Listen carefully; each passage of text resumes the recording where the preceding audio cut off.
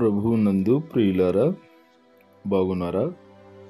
ప్రభు అయిన యేసుక్రీస్తు నామంలో మీకు వందనములు, శుభములు తెలియజేస్తున్నాను. ప్రతిదినము మీ కొరకు ప్రార్థిస్తున్నాము. మీరును మా కొరకు, మా పరిచర్యల కొరకు తప్పక ప్రార్థన చేయగలరు. దేవుడు మిమ్మును, మీ కుటుంబములను దీవించి ఆశీర్వదించునుగాక. ప్రియ సోదరి సోదరులారా, ఈరోజు మన పాఠము ప్రకటన గ్రంథం 17వ అధ్యాయం. ఈ అధ్యాయంలోని ప్రాముఖ్యమైన సంగతులను గూర్చి విందాం. శ్రద్ధగా వినండి.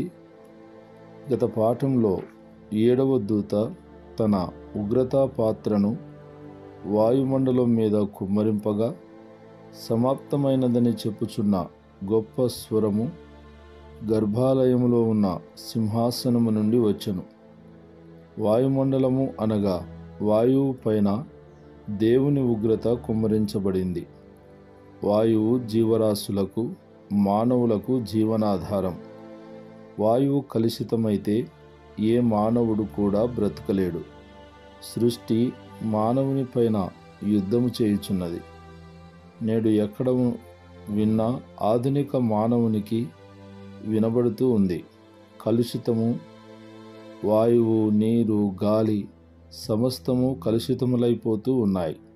మానవులు పీల్చడానికి స్వచ్ఛమైన వాయువు లభించని పట్టణములు నేడు ప్రపంచములో పెరిగిపోతూనే ఉన్నాయి. అయితే ప్రియులారా, వ్యాధిగ్రస్తులై అనేకులు అకాల మరణములు పొందవలసిన పరిస్థితి ఎదురవుతూ ఉంది. మెరుపులు, ఉరుములు ధ్వని పుట్టింది. భయంకరమైన ధ్వనులు ధ్వని కాలుష్యమును కలిగించుచున్నవి. శబ్ద కాలుష్యము పెరిగిపోతూ ఉంది. పెద్ద భూకంపము కలిగింది. ప్రియులారా, గొప్ప బబులోనుకు నిదర్శనమైన రోమా పట్టణము 3 భాగములైంది. రోమా ప్రభుత్వము దేవునికి వ్యతిరేకంగా చేసిన పాపములకు తగిన ప్రతిఫలము అనుభవించుచు ఉన్నారు. అన్యజనుల పట్టణములు అనగా క్రీస్తును అంగీకరించని పట్టణములు కూలిపోయెను. ద్వీపములు పారిపోయినవి. పర్వతములు కనబడకుండా పోయినవి. 5 మనుగులు బరువుగల పెద్ద వడగండ్లు ఆకాశము నుండి మనుషుల మీద పడినవి. వడగండ్ల దెబ్బలను రుచి చూచి బుద్ధి తెచ్చుకోవలసిన మానవులు దేవుని దూషించుట విచారకరం. అయితే ప్రియులారా, 17వ అధ్యాయంలో తెలుపబడిన మహావేశ్య స్త్రీ రోమాను సూచించి చెప్పబడింది. ఈ స్త్రీ జలముల మీద కూర్చున్న మహావేశ్య అని దూత యోహానుకు వివరించాడు.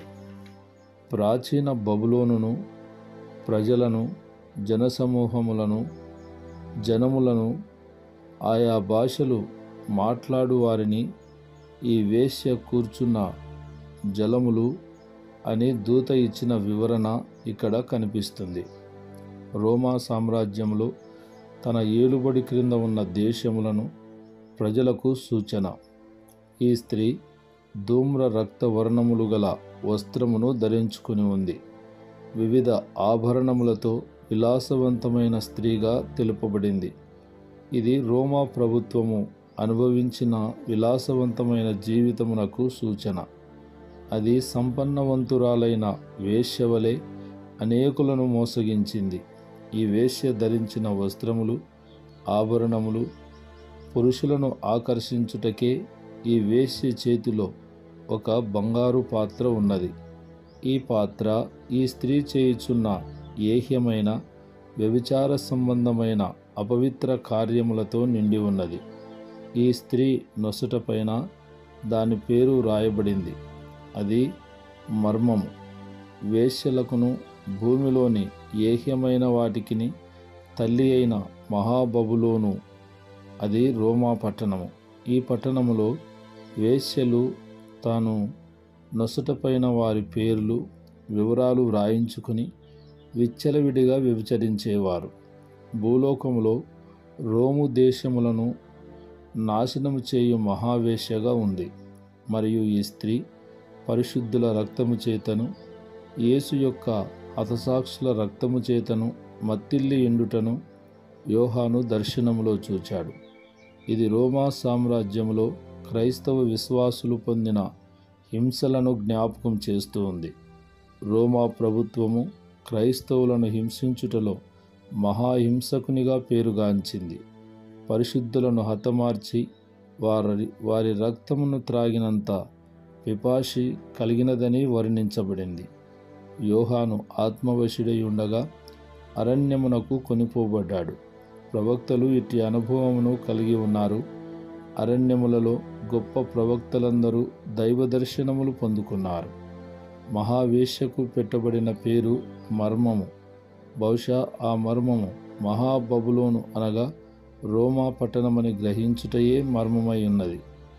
ఇక్కడ వర్ణించబడిన క్రూర మృగము మరియు మహావేశ్యలను గూర్చిన మర్మమును వివరిస్తూ ఉన్నాడు. ఈ క్రూర మృగమునకు 7 తలలను 7 కొమ్ములను ఉన్నాయి. ఈ మృగమునకు సంబంధించిన విషయములు రోమాకు మరియు దాని సామ్రాజ్యమునకు సంబంధించినవి. ఈ స్త్రీ క్రూర మృగము పైన కూర్చుని ఉంది. అది దేవదూషణ నామములతో నిండి ఉన్నది. ఈ స్త్రీని రోమా పట్టణముతో పోలిస్తే రోమా సామ్రాజ్యమును మృగముతో పోల్చవచ్చు. రోమా సామ్రాజ్యంలో అనేక దేవతలున్నాయి. ఈ దేవతల పేర్లు దేవుని నామమును అవమానపరుస్తూ ఉన్నాయి. బహుశా ఈ పేర్లు చక్రవర్తికి ఇవ్వబడిన వివిధ పేరులై ఉండవచ్చు. ఈ బిరుదు దేవునికి చెందవలసిన వాటిని ప్రభువు, దేవుడు, రక్షకుడు అను బిరుదులను పెట్టుకొని దేవుని నామమును అవమానపరుచుచున్నారు. ఈ మృగమునకు 7 తలలు 10 కొమ్ములు ఉన్నవి. దీనిని గురించి 13వ అధ్యాయం 1వ వచనములో కొంత వివరించబడింది. 17వ అధ్యాయం 8వ వచనములో ఆ మృగముండెను, కానీ ఇప్పుడు లేదు. అయితే ముందుకు వచ్చుచున్న సంగతి తెలుసుకొని ఆశ్చర్యపడుదురు అని తెలుపుట విశేషం. ఈ 13వ అధ్యాయం 3, 12, 14 వచనములను ఆధారం చేసుకొని పరిశీలిస్తే ఇది నీరోను సూచిస్తూ ఉంది. నీరో చక్రవర్తితో క్రీస్తు విరోధి భావము ఇందులో ముడిపడి ఉన్నట్లుగా కనిపిస్తుంది. కనుక ఈ వాక్య భాగములోని మృగము క్రీస్తు విరోధికి సూచన. ఈ మృగము 7 కొమ్ములను కలిగి ఉంది. 17వ అధ్యాయం 9వ వచనములో 7 కొమ్ములు 7 కొండలకు పోల్చవచ్చు. రోమా పట్టణము 7 కొండలపైన కట్టబడింది. తెలుపబడిన దానిలో 7 రాజులలో 5 రాజులు కూలిపోయిరి. రోమా సామ్రాజ్యము అగస్టస్తో ఆరంభమైంది కనుక 5 చక్రవర్తులు అగస్టస్, తిబెరియస్, కాలిగులా, క్లౌదియా మరియు నీరో వీరు పతనం చెందారు. తర్వాత పాలించిన గల్బా, ఓతు మరియు విటిలియస్ చక్రవర్తులుగా రాణించిన వారు అంతగా ప్రసిద్ధి చెందిన వారు కారు. అందువలన వారిని లెక్కించలేదు. ఒకడున్నాడు, ఇతను వెస్పాసియస్. ఇతను రోమా సామ్రాజ్యాన్ని స్థిరపరిచి నిలబెట్టాడు. ఇతను క్రీస్తు శకం 69 నుంచి 79 వరకు పరిపాలించాడు. అయితే ప్రియులారా,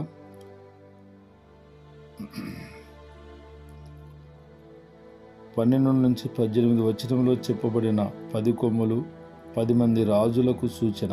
వారు ఇంకా అధికారం పొందలేదు. దానిని వారు పొందుతారు. పొందినప్పుడు 2 విషయములు సంభవించును. వారందరూ ఏకగ్రీవముగా తమ అధికారమును క్రూరమృగమునకు అప్పగిస్తారు. క్రూరమృగముతో కలిసి మహావేశ్యను వ్యతిరేకిస్తారు మరియు గొర్రెపిల్లతో యుద్ధం చేస్తారు. ప్రియులారా, మరికొన్ని సంగతులు రేపటి పాఠంలో విందాం. ప్రార్థన.